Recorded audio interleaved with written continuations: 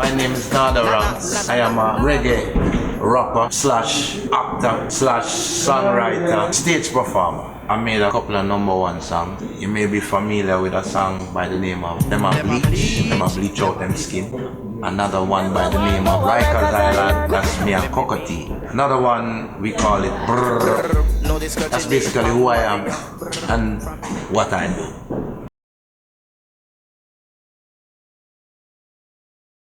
I've been working in this industry basically from a tender age. 10, 11, I started doing school concerts, tasty talent contests, area talent shows and all of that, you know, when I started back in Jamaica 24 years ago in the business, you know. I've been working ever since.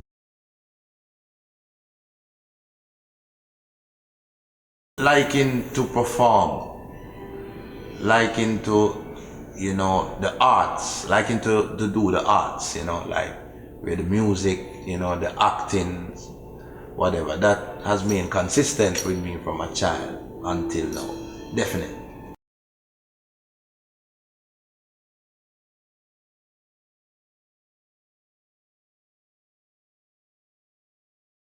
You know, I think I would, because in this day and age, to me, it's easier for a creator to get his stuff heard and get his stuff out there because of the viral and the social network and all they have going on right now. Owning a studio easier right now than in my time, because all you have to do is have a laptop and an M-box and a good microphone and you got a studio, you know. It wasn't so privileged, especially in a third world country where it's not many people have money and access to have a recording facility. Now things is more accessible, technology is up there.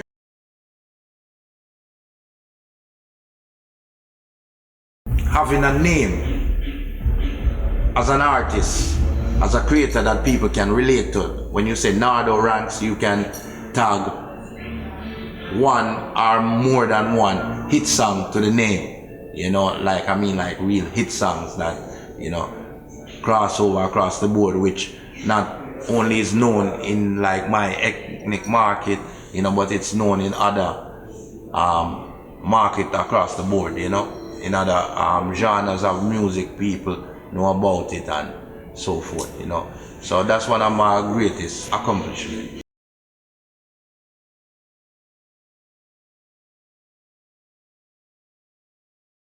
What would Jesus say? Well, that's a good question. You know, is there Jesus? Is there really a Jesus? But anyway, what would Jesus say? I think Jesus would say he's proud of me, you know, because at least, you know, I try to keep a message within the music. You see what I'm saying? Because that's first and foremost with music.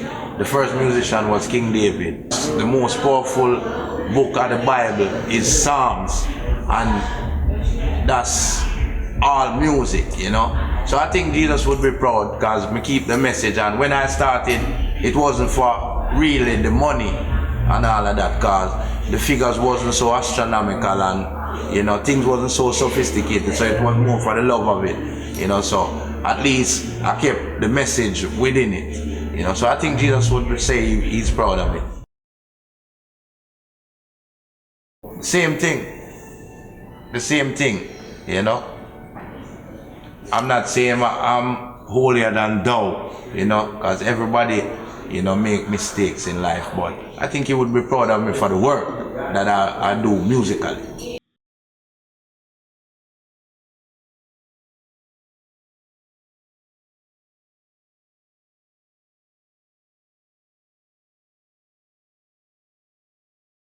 I think what we can do to make things better is have people in place to do more professional work to get the product out there to be heard across the board, not just in our Caribbean market. Everyone, basically. We got to figure out a way how to do that. I'm tired of hearing they don't know how to market dancehall and they don't know how to sell a dancehall artist. It's the same way how you sell a rapper, because, you know, at first you guys didn't know how to market the rap. As I say, we just need to get some mechanism in place to do that. That will let, you know, more people hear me or know about me that hasn't been, you know, basically.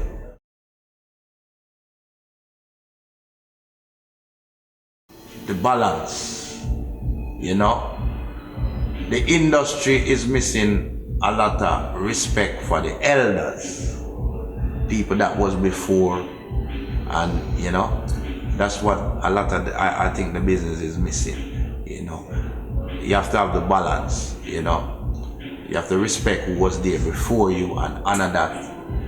You know, and until that is done, then you can move on at a level, because you're gonna think that you're the one that making it happen when you had a million people before you who paved the way and did a lot of work too. But if you don't recognize them, you know, how the hell you gonna know where you going and where you supposed to carry the baton? You understand? So I think that is one of the main things missing out of the business.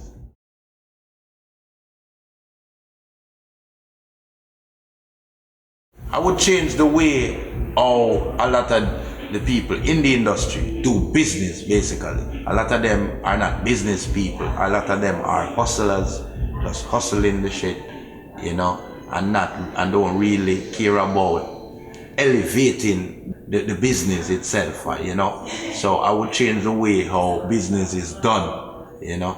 Some of these people in my business, doing business, they don't even have an office with an address and all of that stuff. So, you know, I would change the way how they do business.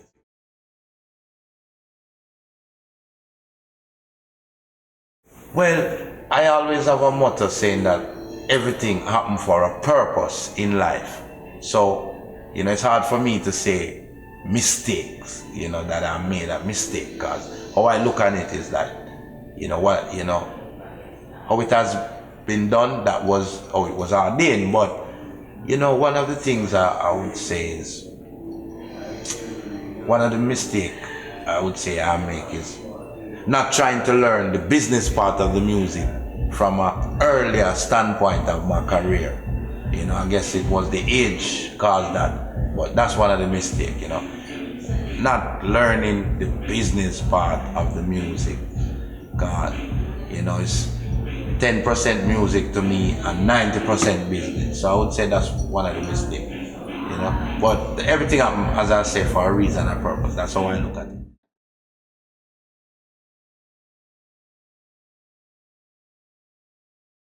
To do works that stands out, you know, 100% quality, and be yourself, you know. Like when I say work that stands out, try to touch some topics that will be relevant in perpetuity. That means for lifetime, you know, like 10 years after, if someone listen to it, it still can be relevant 10 years after you recorded it. You know, that's what I would tell you. You know, and learn the business part of the music.